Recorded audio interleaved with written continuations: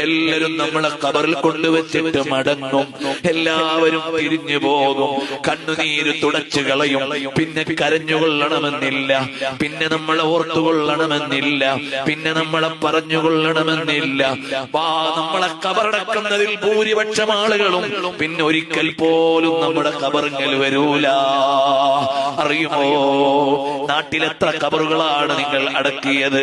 ആ ഖബറടക്കത്തിന് കൂടിയതില്ലെന്ന് എത്രയാള് പിന്നെ ഖബറുകൾ വന്നിട്ടുണ്ട്.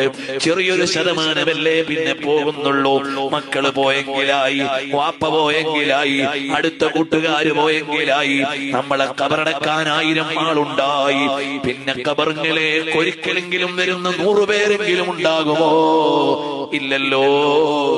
പിന്നെ നമ്മൾ വഹ്ശത്തിലല്ലേ, വന്യതയിലല്ലേ. അവിടെ കിടക്കുമ്പോൾ ഖബറിന്റെ ഉള്ളിൽ നിന്ന് മദീനയുടെ രാജാവിനെ കാണാൻ തുടങ്ങിയാൽ അത് വഹ്ശത്തല്ല, അതൊരു പ്രണയത്തിന്റെ ലോകമാണ്. അവിടെ എത്ര കാലം കിടന്നാലും മടുപ്പില്ല. അതാണ് നൗമത്തിൽ അറൂസ്. മണവാളൻ കിടക്കുമ്പോൾ കിടന്നോന്ന് പറഞ്ഞാൽ മണവാളൻ സമയം പോണതറിയില്ല, പുതിയാപ്പള നേരം പോണതറിയില്ല.